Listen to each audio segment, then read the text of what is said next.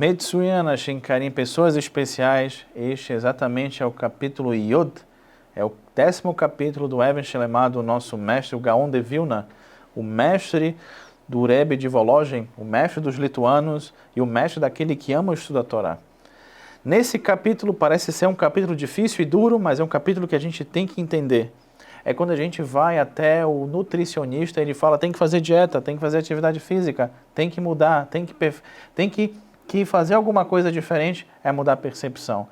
É aquele momento que o pai ajuda a criança na bicicleta a tirar as rodinhas, e quando a gente começa no Aleph Beit a forçar um pouquinho mais na nossa leitura, por mais que seja um pouquinho, e como diz, assim traz no ditado lusitano, nas palavras de Lisboa, de grão em grão a galinha enche o papo.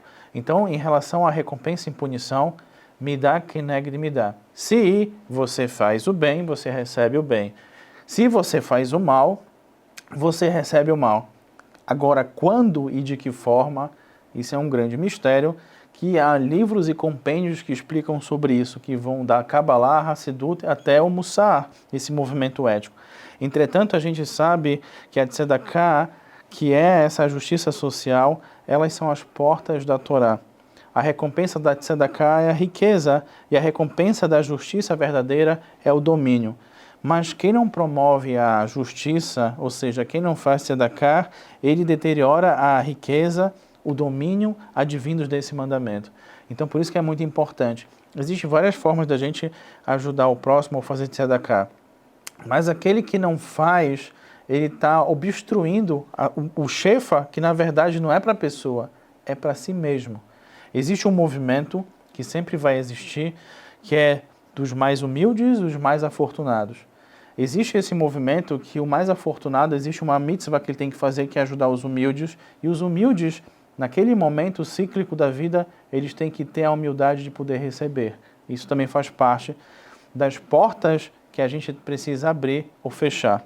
Em benefício dos justos, mesmo a recompensa pelos frutos das suas obras é guardada para o mundo vindouro.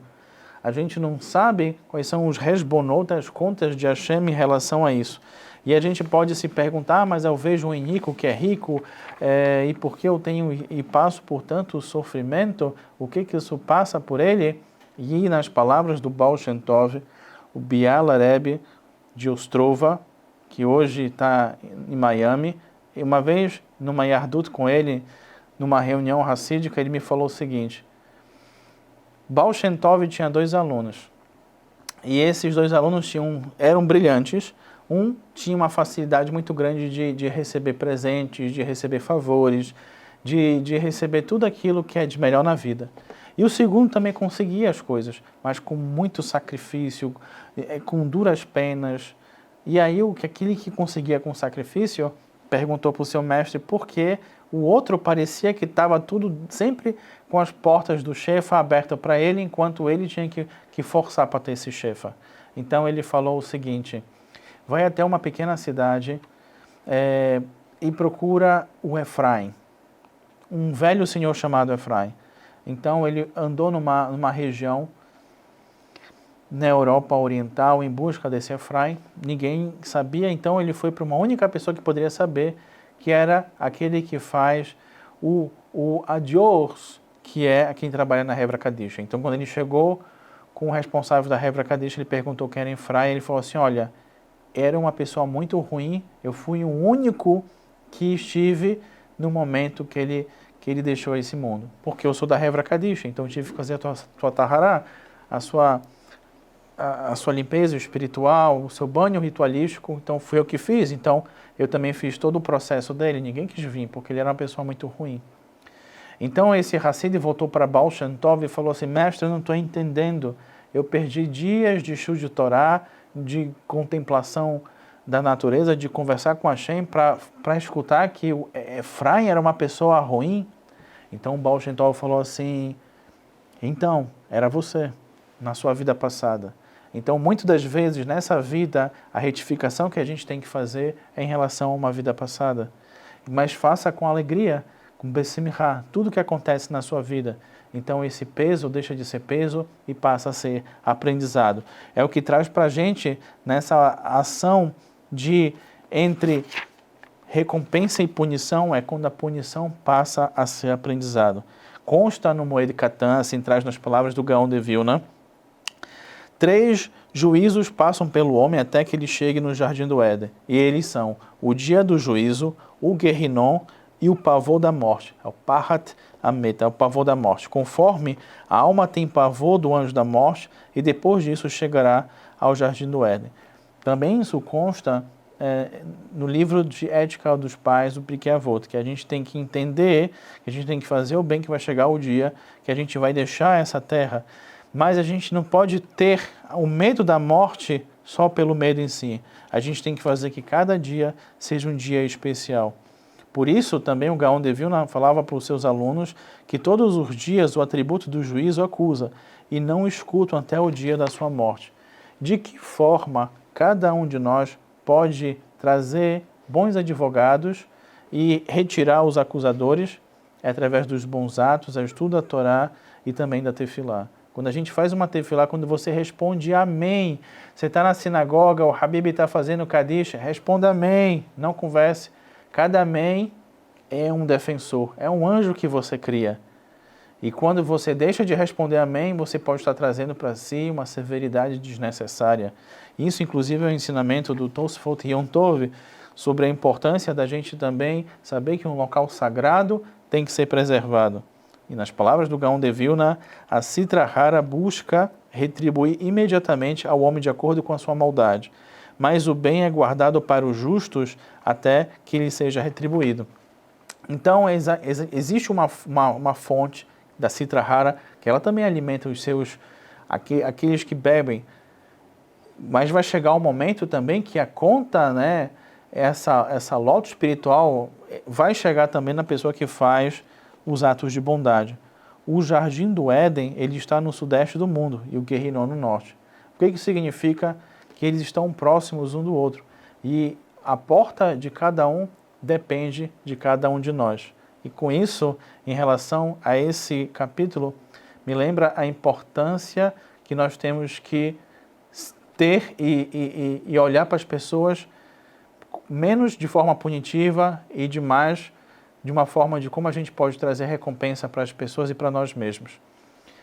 Eu costumo contar essa história quando está próximo de Rosh Hashanah, mas como se fala em punição e recompensa, eu faço questão de compartilhar. Nas palavras do querido Rabino Yehuda Karmi, o inferno estava muito cheio. Então Satã ele foi até o Beit Din Lemala, ao Tribunal Celestial, reclamar.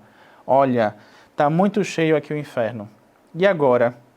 Então o Tribunal dos nossos sábios falou assim, vamos enviar alguns tzadikim para te ajudar. O primeiro, Israel Salanter, ele era o mestre de um movimento mussar, um movimento que Shomei Negiah, não se deve tocar, Shomei Mitzvot, guarde os nossos mandamentos, né? Lo lasot lashon hará, não faça lashon hará. Então ele ficava na porta, fazia torahá, dava a demonstração e ninguém mais entrava no inferno. Besed Gamur, mas ainda estava lá lotado. E agora? Então com isso, o que acontece? Satã voltou ao Beit Din e falou assim, eu preciso da sua ajuda, Metsuyan. Então ele foi e chamaram mais um Hassid de Breslov. Ele foi, assim como consta no Likutei Moharan, que ele desce e através dos seus peotes ele retira todas aquelas Neshamot. E com isso eu faço um parêntese dentro de um parêntese. Eu estava em Tel Aviv e eu tinha passado um Shabbat com o Hassidim de Breslov e um deles falou assim, eu vou ficar aqui, está próximo de Rosh Hashanah. Eu falei, Habib, mas o que você vai fazer aqui em Rosh Hashanah? Não, eu já trouxe o shofar. E eu falei, mas o que você vai fazer? Eu vou tocar na boate. Qual é a mitzvah de Rosh Hashanah? Escutar o shofar. Então aquelas pessoas que estão na boate vão escutar o shofar, vão sair de rová, vão sair da obrigação. Eu falei, uau, que lindo, mas por que você faz isso?